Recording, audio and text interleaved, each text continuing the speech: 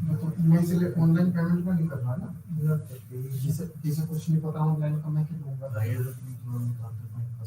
उसको बता दो, कुछ भी नहीं आता तो जाते पेमेंट तो बात हो जाता है। मैंने मेरी चलाना नहीं जानते तो बहुत परेशान होता हूँ। गए वो पता देते। ठीक है।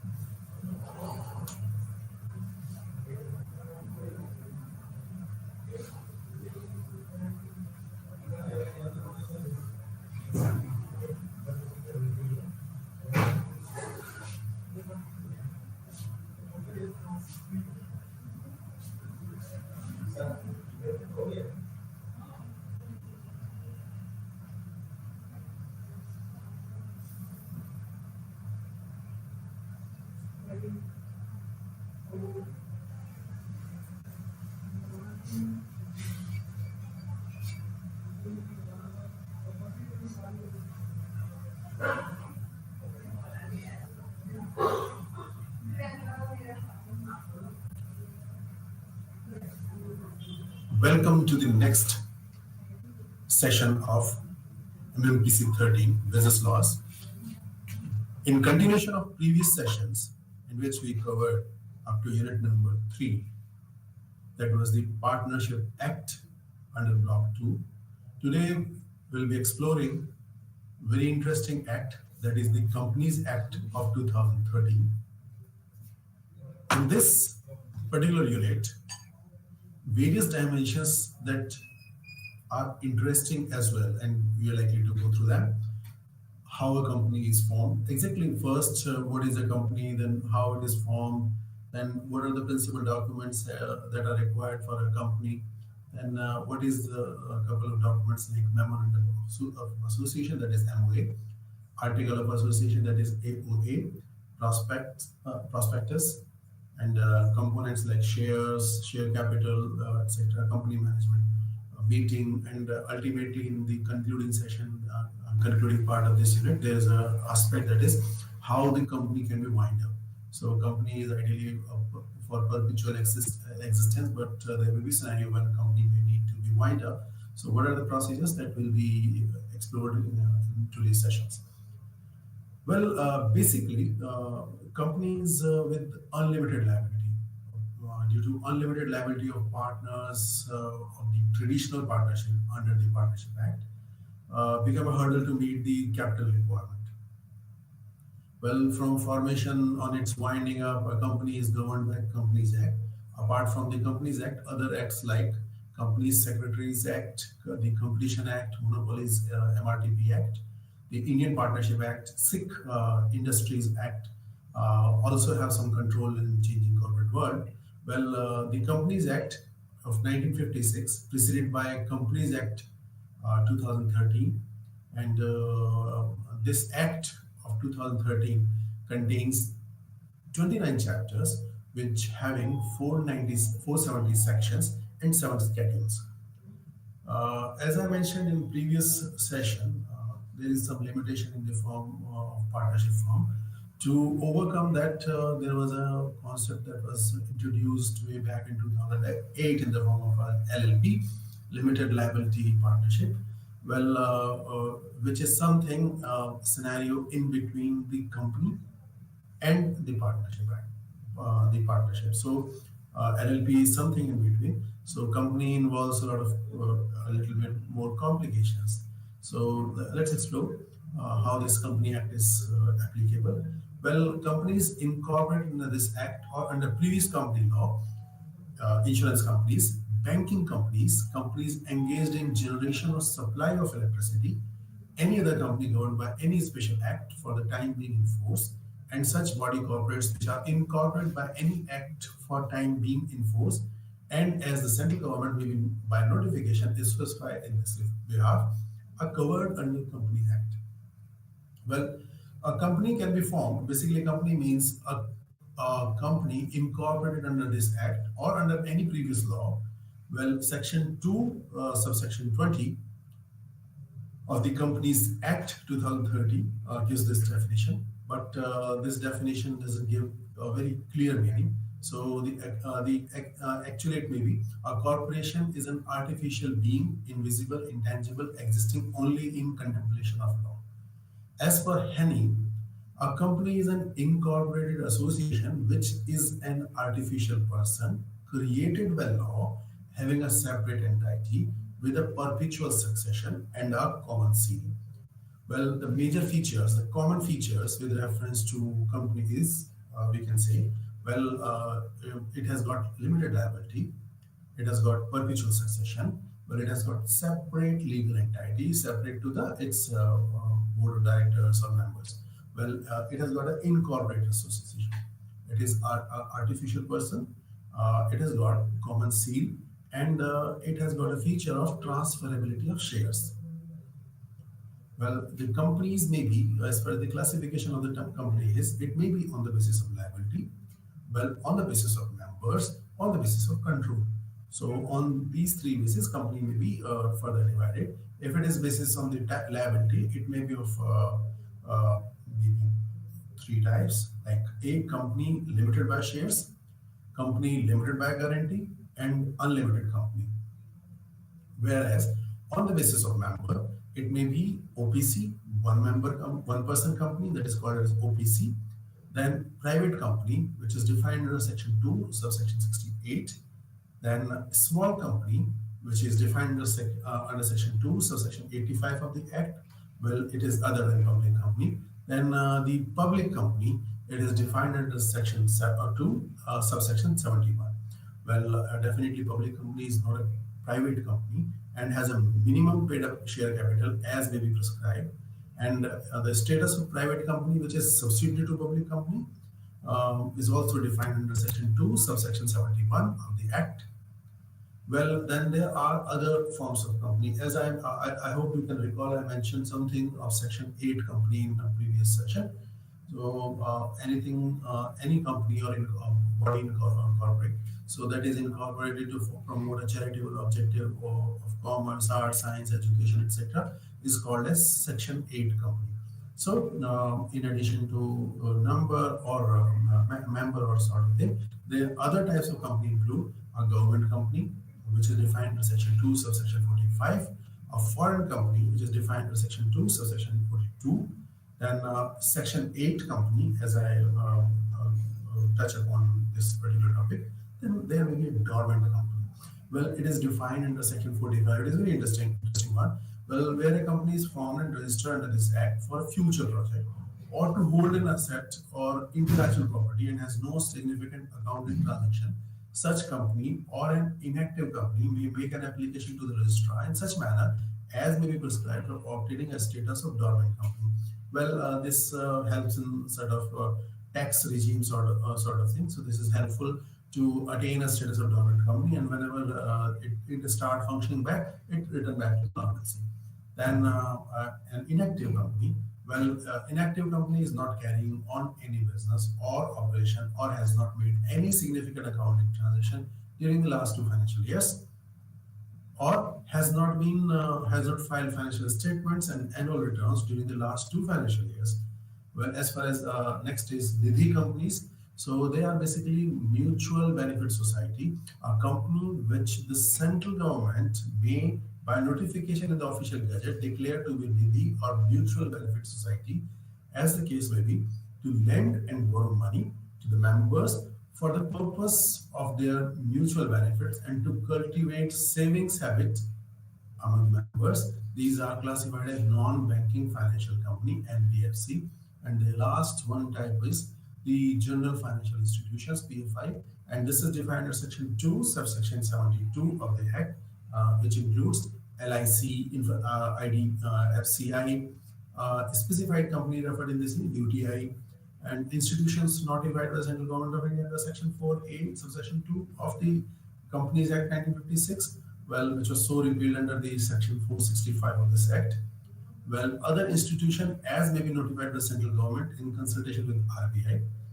Well, an institution shall be so notified by as PFI if it has been established or constituted by or under any central or state act other than this act or previous company's law, or at least 51% of paid up share capital is held or controlled by the central, state government, or partly by central, partly by one or more state government. Because the interesting aspect is it may be a combination of a central, combination of a state, it may be a combination of more than one or more than one states. Well, as far as the formation of company is concerned, it is a lengthy process, as we've gone through some aspects of formation of LLP in the previous unit. So similarly, it has got a series of steps. One is promotion. So a promoter may be an individual, firm, or an association of person or a body corporate. Well, then registration of incorporation, then commencement of business. So this is the basic aspects which can be explored in subsequent sections. Well, the principal documents of a company include memorandum of association, article of association, and prospectus.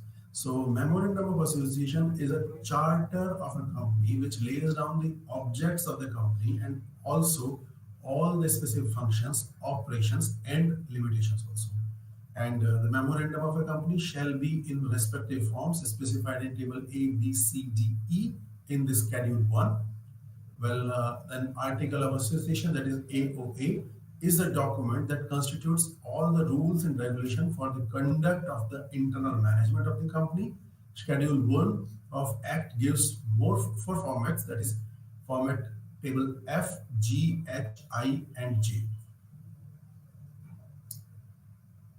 And then there is a prospectus. It is defined under section 2, subsection 70. So it gives us the variety of prospectus that are used in the company: red herring prospectus, then shelf prospectus, information memorandum, abridged prospectus, deemed prospectus, well, office for sale, offer for sale. So these prospectus have got their own limitation and their own dimensions. They have got certain information that may be desirable for the prospective investors, for the public to disclose. So depending upon their type, they have got a variety of information that is available, which is available for public to access, or as well as the competent authority who is authorized to access it is also accessible the same way. Well, share and loan capital. Well, we understand the requirement of a finance in any industry, any setup. So companies have got the feature that they can raise funds from the market, and that can be or the capital that is required for a company may be of various terms that can be used for. One is nominal or authorized or registered capital, issued capital, subscribed capital, called up capital, paid up capital, uncalled capital, reserved share capital, and they are further defined specifically as well. Then, as far as the shares of the company is concerned, share is a part of a percentage right sort of thing. So if we call the types of share, they are of basically two types. One is equity share capital and another is preference share capital. And the equity share capital has got voting rights, and they have got differential rights as to dividend, voting, or otherwise in accordance with the prescribed rules. Well, all share capital which is not preference share capital means equity share capital. Well, as far as the preference share capital is concerned, is that part of the issued share capital of the company limited by shares which carries or would carry a preferential right with respect to payment of dividend and repayment of capital in case of winding up. Well, as far as the share issuance is concerned, it can be a company can issue its share either at par, at premium, or even at a discount. Issue of share at par means a share are issued at par when subscribers are required to pay only the amount equivalent to the nominal or face value of the shares issued, means par value. Is the notional face value of a share which a company issues to its investor. Well, in another case, if maybe suppose company is running for a long time, it is earning profit, and it believes the value that is the face value is not the actual representation or sort of thing. So they can ask for a premium as well. So if the buyer is required to pay more than the face value of the share, then the share is said to be issued at a premium. The premium cannot be treated as profit and therefore cannot be distributed as dividend. The amount of premium received in cash and the equivalent of it received in kind must be kept in a separate bank account known as securities premium account. Well, issue of share at discount. If the buyer of share is required to pay less than face value of the share, then the share is said to be issued or sold at a discount. Share can be issued at a discount if it is authorized by a resolution, that is, the issue is of a class of shares already issued. The maximum rate of discount must not exceed 10%. Not less than 1 year has at the date of issue elapsed since the date on which the company is entitled to commence business, issued within 2 months of the sanction by the company law board, and every prospectus must mention particulars of a discount allowed on the issue of share. Well, issue of sweat equity shares. Sweat equity shares means equity shares issued by the company to the employees or directors at a discount or for consideration other than cash. Sweat equity shares may be issued for providing know-how or making available intellectual property rights, say patents or valuable additions. Well, rights issue. Well, it is section 62(1)(a). The existing members of the company have a right to be offered shares when the company wants to increase its subscribed capital. Such shares are known as right share. Or when a company, whether private limited company or public limited company, listed or unlisted company, offers its share to the existing shareholders in proportion to their existing shareholding in the company for the purpose of raising fresh capital for the company.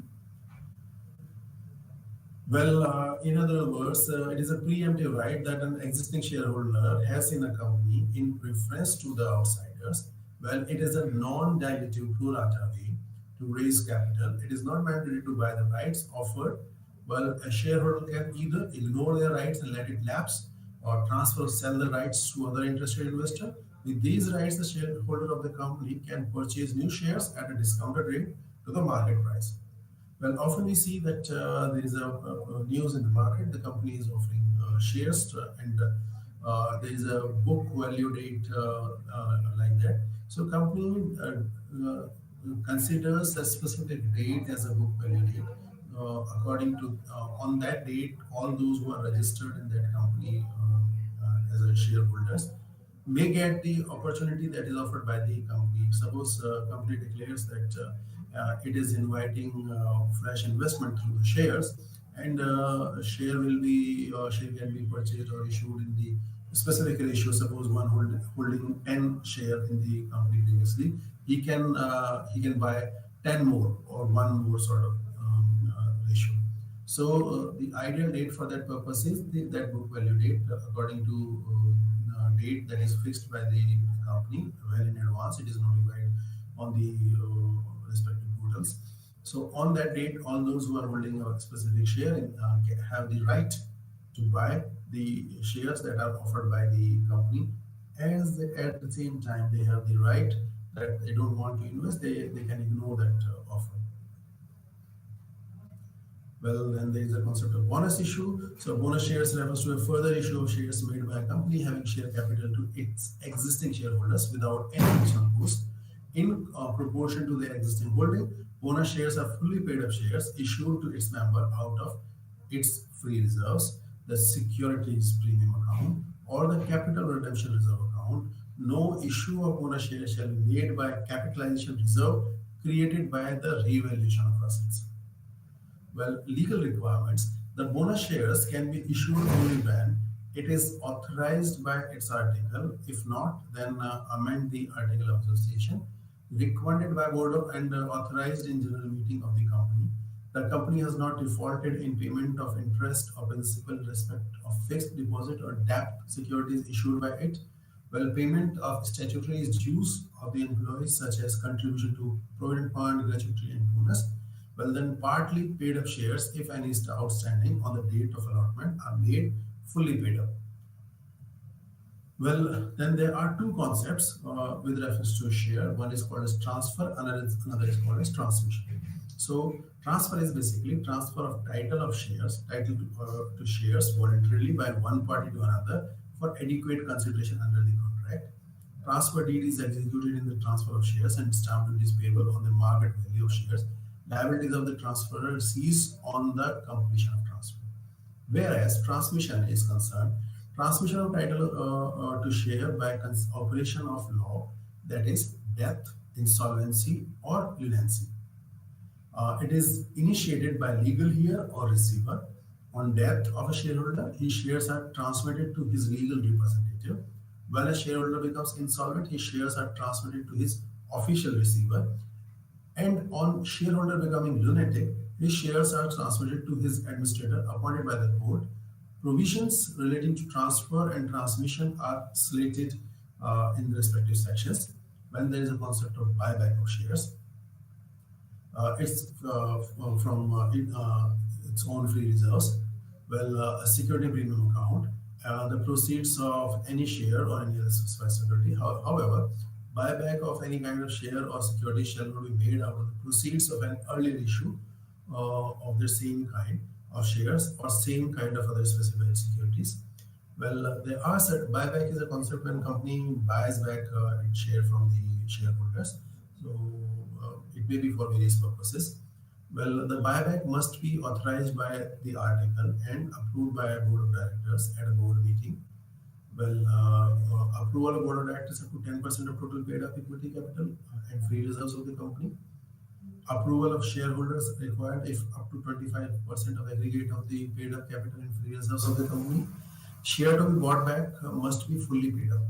The buyback of share of private and listed companies may be from the existing shareholders on a proportionate basis by purchasing the securities issued to employees of the company pursuant to a scheme of a stock option or a sweat equity. Well, before the buyback of shares, the company shall file with the registrar of companies a letter of offer and the offer of buyback shall remain open for a minimum period of 15 days, but not more than 30 days from the date of dispatch of letter of offer. Well, buyback shall be completed within a period of 1 year from the date of passing of a special resolution or board resolution in that as the case may be. Well, the ratio of aggregate of secured and unsecured debt owed by a company after buyback shall not be more than twice the paid up capital and its free reserves. Well, then there is a concept of surrender and forfeiture of shares as well.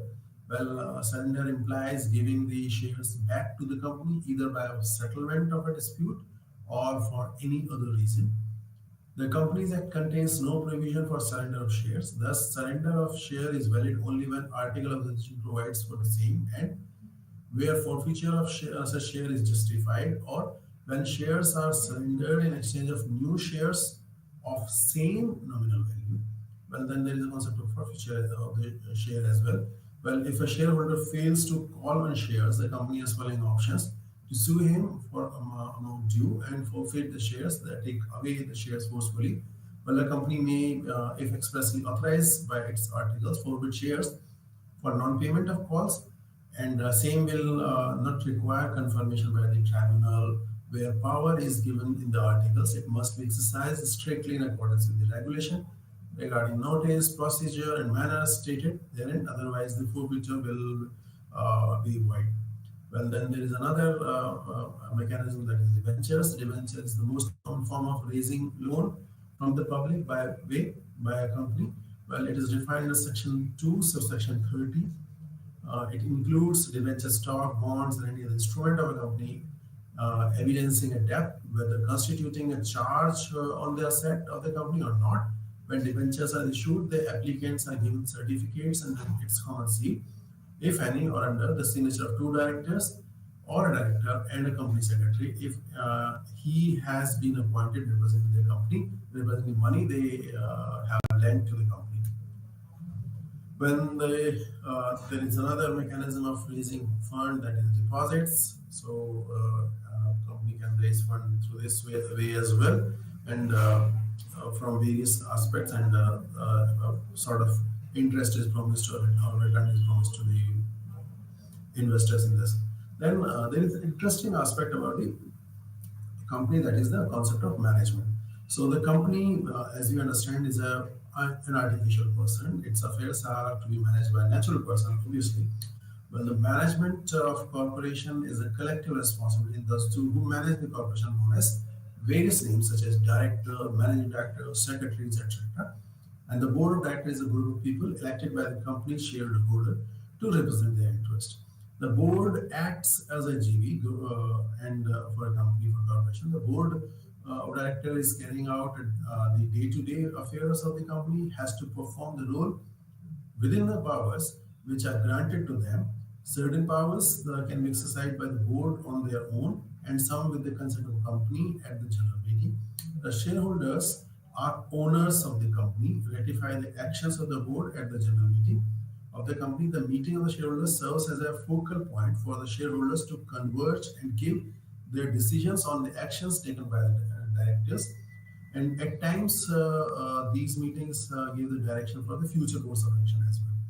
Well, board constitution and its power. The board of directors is selected according to the procedure prescribed in the Companies Act 2013 and the article of association of the company. All public companies are required to have a board of directors that includes members from inside as well as outside of the organization. Well, Section 2, subsection 10 of the Companies Act defines the board of directors. Board as a collective body of directors of the company. Thus, the term board of directors means body duly constituted to direct, control, and supervise the affairs of the company.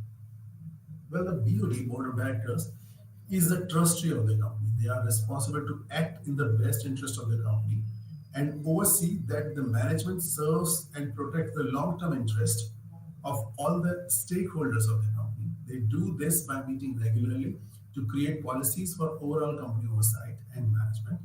Well, the minutes of board meeting and general meeting and the reports of various committees are recorded and documented as the acts of the company. Well, as far as the composition of the board is concerned, It has got a company can appoint maximum 15 directors, but this can be increased after passing a special resolution in general meeting. Well, Section 8 companies can have more than 15 directors even without passing a special resolution. Then there are a specific number of directors, like board must be having three directors in case of public company, two directors in case of private company, and one director in case of one person company. Well, every company to have at least one resident director who must have stayed in India for a total period of not less than 82 days during the financial year. One woman director. At least one third of the total number of directors are independent directors. Fraction is to be rounded off to one. Well, Regulation 17 of SEBI, that is LODR Regulation 2018, further elaborates the composition of board of directors of a listed company. Well, then there are certain powers that are vested in the board. Well, they can borrow money, invest fund, they can grant loan, etc. They can approve financial statement to diversify the business, to approve amalgamation, and to appoint internal auditor, to invite or accept or renew public deposits and related matters. Then there is restriction on the powers of the board as well. They cannot to sell, lease, or dispose of whole or substantially the whole of the undertaking of the company. They need a special consent is also required for all those purposes. Basically, it is to look for the safeguard of the company. So if they are doing something in the best interest of the company, that is to be defined or identified as well. Then there is a component that is director. So a person who are the persons who are in charge of the management of the affairs of the company are termed as directors. They are collectively known as board of directors, as we explored earlier. And their maximum and minimum numbers are mentioned. Well, the qualification or quality of a director should be he is of and are defined well in the act, but the disqualification a person can be or shall not be eligible for appointment includes he is of unsound mind, undercharged, insolvent, pending application to be adjudicated as insolvent, convicted for moral turpitude, foreign exchange regulation, bears imprisonment for more for not less than 6 months, and 5 years are yet to be elapsed from the date of expiry of the sentence. If a person is convicted of any offence and sentenced with respect thereof to the imprisonment of 7 years or more, he shall not be eligible to be appointed as a director in any company. A court or tribunal has passed an order disqualifying him for appointment as director, and the order is enforced. Well, shares held by him are in arrears for more than 6 months. Well, accepts directorships exceeding the maximum number of directorships permissible.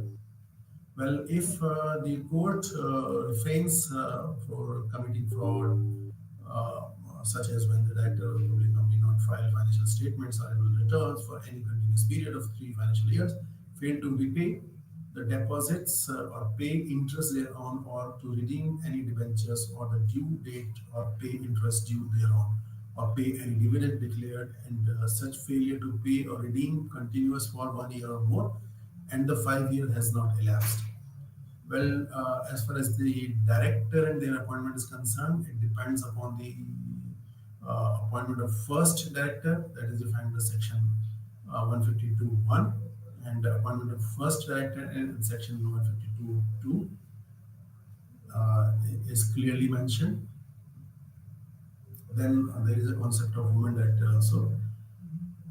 Specifically, every listed company and every other publicly limited company with a paid-up capital of 100 crores or more, or with turnover of 300 crores or more, must have at least one woman director.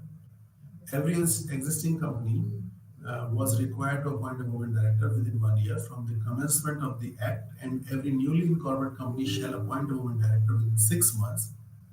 Then there is a concept of independent director.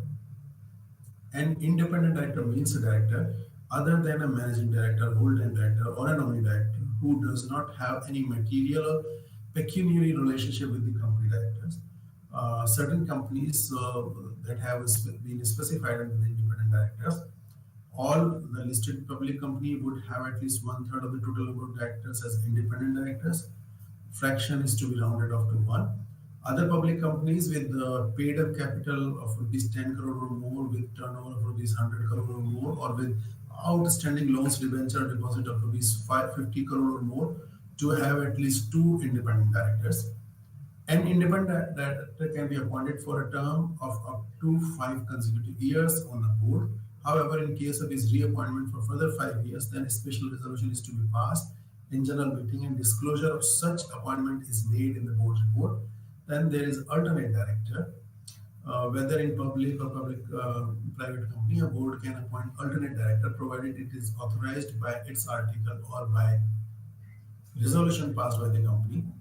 Additional directors, small shareholder directors, well, appointment of director by tribunal, and then there may be vacation of the office of director due to if he incurs any of the disqualification, he absent himself from all the meetings of the board of directors held during the period of 12 months day to date, with or without seeking leave of absence by the court. He acts in contravention of the provisions relating to the entering into the contracts. He becomes disqualified. He convicted by the court of an offense, whether moral, turpitude, or otherwise, intense consideration, and are the object and the object are some of the essentials of valid contract. He becomes disqualified. He convicted by the court of an offense, whether moral. As far as the constitution is concerned, it follow the doctrine of estopel or quasi estopel and utilize the rule of penal case. Then one should be in the capacity to have a contract. As far as the constitution is concerned, mutuality of mind. The parties to contract must have a consensus, which means mutuality of mind as to subject whether constitution is concerned. The lack of mutuality of mind makes the contract void. Free consent. The consent of the party to the contract is said to be free if it is not caused by coercion, undue influence, fraud, misrepresentation, and mistake. These are further explored and explained as well. If it is not caused by legality of consideration of an object, apart from the above certain essential formation of valid contract, legality of the constitution object is must, and the unlawful agreements may be classified as illegal where the agreement is contrary to the statute of immoral, opposed to the public policy, and they are not unlawful agreements may be classified. And performance of contracts, well, both the parties to the contract either perform or offer to perform their respective promises until such performance is dispensed with the excused with or excused under any provision of this act or any other law enforced. Even the death of one of the party makes his legal representative liable unless the intention of the parties to the contract any provision of this act. Well, time and place of performance is concerned when the promisor has to perform without the application of promisee, and no time is specified in the contract to perform, the performance must be done within reasonable time. And as far as the reasonable time is concerned, when the time is specified but no application to be made by the promisee, the promisor may perform at any time during the usual hours of business or such day, and the place at which the promisee ought to be performed. It is the duty of the promisee to make the application of performance on certain date to be at proper time and place during the usual hours. As far as the proper time and place is concerned, it is the duty of the promisor to make an application to the promisee as to the time and place to perform. When the promise is to be performed without application, the promisee may prescribed or sanctioned the manner, the time, and place of the promisee as to the time and place to perform. Well, doctrine of frustration is for agreement to do an impossible act. Well, the agreement between two parties to an impossible act as itself as void. Well, a contract may also void because of an event which makes the performance of promise impossible or even unlawful after the completion of the contract. Any person who makes promise to perform by knowing it to be impossible or unlawful is liable to pay compensation to the promisee that is not aware of the possibility of or unlawful nature of the contract right to be impossible or unlawful is well supervening impossibility the very object of this subject matter relating to the contract disappears. The contract is discharged by frustration on the ground of destruction of subject matter. A contract is also considered as frustrated in case of non-occurrence of expected events. The musician who failed to perform a concert due to illness, as agreed in theatre, was held, he frustrated and is also discharged as successful in case of non-occurrence of expected events. The musician who failed to perform a concert due to illness, as agreed in theatre, was held, he frustrated and is also discharged as successful in case of non-occurrence of expected events. The musician who failed to perform a concert due to illness, as agreed in theatre, was held, he frustrated and is also discharged as successful in case of non-occurrence of expected events. The musician who failed to perform a concert due to illness, as agreed in theatre, was held, he frustrated and is also discharged as successful in case of outstanding at suggested by the debtor, the contracts which need to be performed. The original contracts between the parties need not be performed in case of novation, rescission, and alteration of such contract. If the parties agree to substitute a new contract instead of original one, or to rescind or to make alteration in the contract, the parties of the original contract of such obligations therein as well. The promise is at liberty to promisee at the liberty to dispense with performance of the promiser wholly or partly, or extend the time of performance, or may also accept instead of it any satisfaction which he deems just. When a person having the option of rescinding the voidable contract exercises his option to rescind, the other party need not perform his part or promise in the contract. Well, there are certain examples of quasi contract. Action for money had and received money paid to plaintiff for use of defendant, quantum merit, obligation of finder of lost goods, necessary fees supplied to a person incapable of contracting, and then there are certain consequences of breach of lost goods. Well, one is common law of remedy, which is for remedies, for damages, and then equitable remedies. As far as common law remedy is concerned, that is damages, the remedy of damages only tries to give a remedy in terms of money, the loss which a party sustained as a result of breach of contract. As far as equitable remedy is concerned, well, that is a specific performance of contract, injunction, rectification, and cancellation, etc. Keeping in mind that specific performance is not available in every case, subject to several limitations, there is no other alternative for courts than to avoid damages, which of course is available in every case. Well, the measures of damage is the value of performance that of contract to the plaintiff, and not what it cost the defendant to perform it. There are four kinds of damages: one, general, ordinary, or substantial damages; special damages, vindicative or punitive or exemplary damages; and nominal damages. And they are further elaborated individually as well. Uh, with this, let's move to the next unit, that is international contract of sale. Uh, there may be possibility of transaction between the parties arising of two different states or countries. With the introduction of LPG, that we call in a very simple terms, but it is liberalization, globalization in the marketing term. It wiped out the boundaries among countries and made the world as a global village.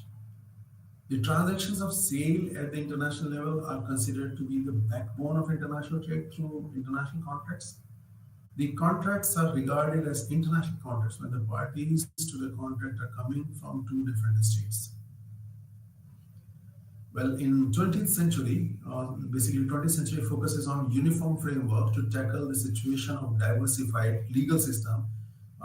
Before Second World War, Ernest Rabel suggested the possibility of uniform sales law to the Institute for the Harmonization of Private Law.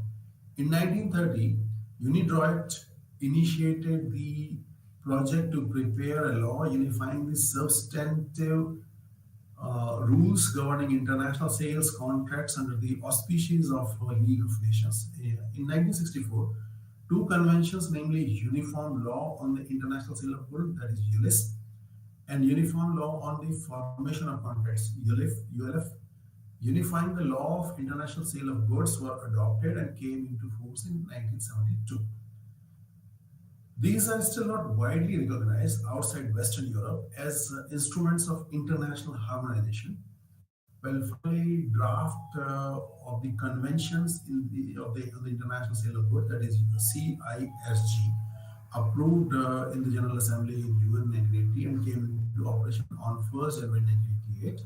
Well, CISG is now supported by a number of conventions like UN Convention on the Limitation Period in the International Sale of Goods, the 1983 Geneva Convention on the Agency in the International Sale of Goods in 2005, Convention on the Use of Electronic Communication in International Contracts in 1983, Uniform Rule on Contract Loss for an agreed sum due upon failure of performance. And so far, 94 countries ratified and acceded to the convention as on 2020.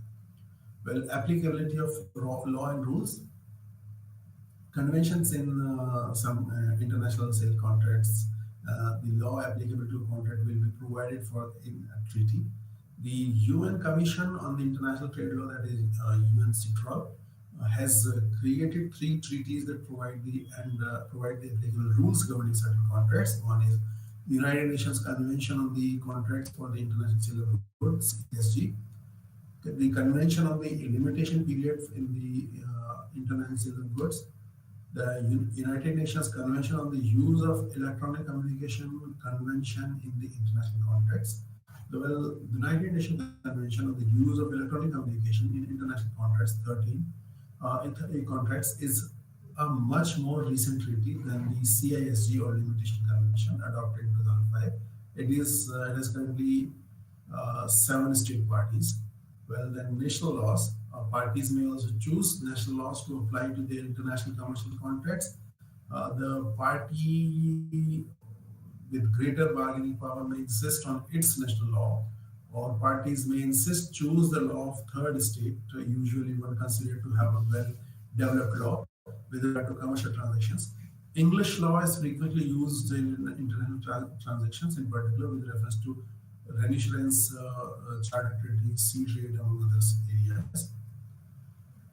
Parties may select Swiss law because of the perception that Switzerland's political neutrality makes this a neutral law. Nonetheless, political neutrality may not always be the best guide as to the suitability of a chosen law for a specific transaction. Well, the ICC International Court of Arbitration 2013 statistical report mirrors the survey and also indicates frequent choices of German and French law.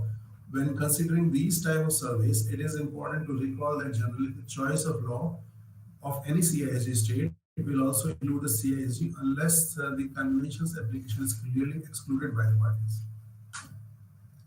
Soft law and trade uses. There are many international texts and standards that may be chosen by traders to govern their contracts. These rules may be transferred to variably by rules of law, soft law, or trade uses, but they are connected by their use in international contracting and potential direct application by arbitral tribunals. The unit right principles of international commercial contract were first finalized by unit right in 1994, revised in 2004 and 2010.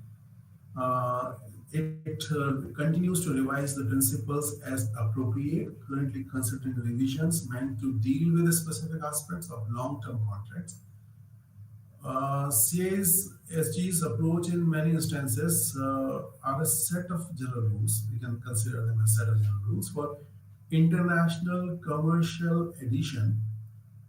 They are able to cover areas that the drafters of the CISGs were not able to agree upon, such as validity, agency, and assignment, among others. Let's explore. The Lex Mercatoria has been described as a synthesis of generally held and generally accepted commercial principles that may be expected to be applied to contracts among the major trading nations. There is a controversy surrounding the Lex Mercatoria, and in particular, specifies of its content, but arbitrary travels can nonetheless were authorized apply these principles. For example, of a contract clause containing choice of such broad principles consider the United Nations General Conditions of Contract, which state with regard to dispute settlement that the decisions of the arbitral tribunal shall be based on general principles of international commercial law. Well, Incoterms, in the specific area of delivery of goods, International Chamber of Commerce (ICC) has developed a set of rules governing trade terms that describe the obligations of buyers and sellers and supplements any other rules governing the contract. The terms are in combination of three letters. One example is FOB, standing for free on board, and the Incoterms rules cover who bears the risk and obligation when the seller has contracted to deliver the goods. In this way, namely, on board the vessel nominated by the buyer at the named port of the shipment or procures the goods already so delivered. Uh, the Uniform Customs and Practice for Documentary Creditors (UCP 600). This was another creation of International Chamber of Commerce for the convenience of international trade. The Uniform Customs and Practice for Documentary Credit 2007 revision UCP 600 is the soft law instrument for the regulating letters of credit as a common payment method in international transactions. The contract must indicate the entity's application of UCP 600 towards the credit document. It contains rules specifically for electronic records.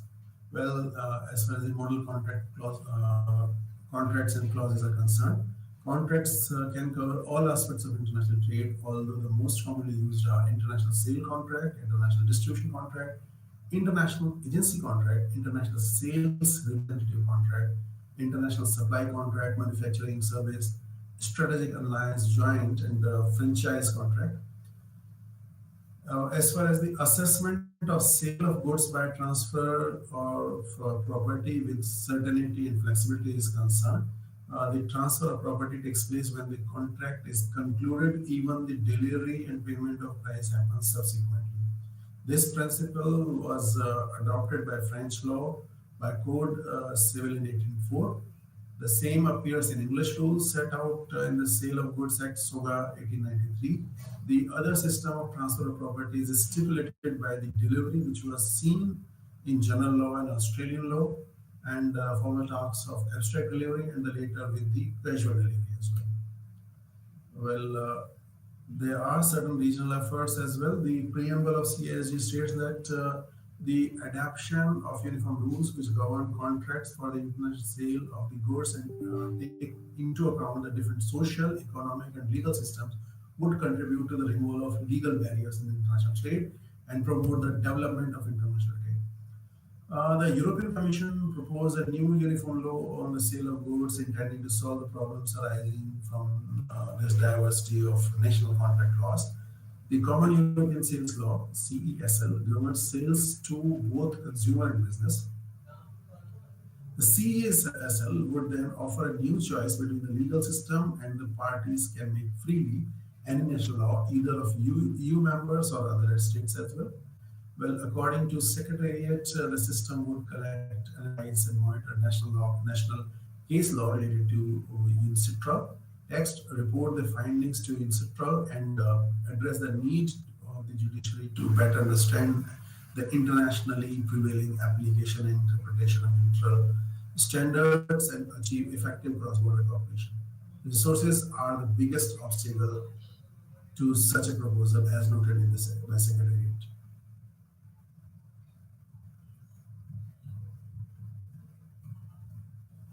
Well, during the operation or functional operation of various contracts that were set up in the pre-COVID-19 scenario, created certain problems.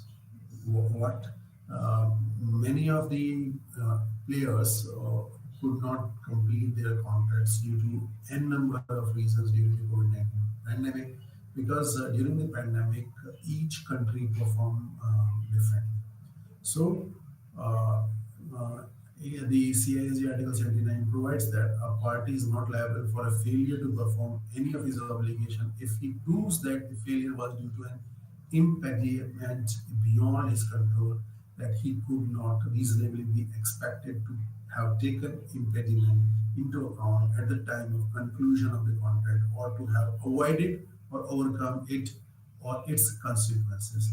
So this help in many ways in resolving many issues. But at the same time, from the local level, government levels, the packages that were offered by the government to restore the normalcies, because there was some many of the problems that was unexpected. So ICC in 2020 changed hardship clause, which suggests three different legal consequences in the event of failed renegotiations, any of which the parties can choose when concluding the contract: the termination of contract by one of the parties, the termination of contract by a judge or arbitrator, or finally the adjustment or termination of the contract by a judge or arbitrator. Well, with this, let's move to the next unit, try to cover it. So far, we talk about type of business, structure of business, and the contracts, national, international contracts. We touch upon an aspect of finance also, equity also. So, to address the concept of finance, or to favor the concept, support the industry with the funding, there is a concept of bank that we see surrounding us. But this concept of bank evolved over the period of time, and itself it has got a very big industry. So in this unit, we will exploring what is the bank exactly. So in simple terms, we can say bank is an institution which collects money uh, from the investors and redistribute this money to the borrowers, and earns profit. From this profit that bank earns, it runs its operation, as well as it gives money to the, or it gives a part of the profit to the investor as well. So to general discussion, it seems to be a very simple process. But the complication is the bank receives money of the investor in the manner of a trust. But if a borrower fails to repay that back, so how the bank is going to return to the investor? So the element of safeguarding the rights of investors is very important, so that bank is not failed. That is one component. At the same time, everything cannot be left upon with the management of the bank to ensure that it is looking after the safeguarding the investments. The state should play some role as well in ensuring the safeguarding of the investors' money also. So for that purpose, there must be some regulator or player in that regard. So for that purpose, in Indian context, there must be a central bank or a government bank, that we can say RBI, so which forms the policies and regulations with reference to management and operation. We will be exploring this particular unit in detail in the coming section, because it's a very interesting one, specifically with reference to banking. So with this, I wish to conclude today's section. Namaskar.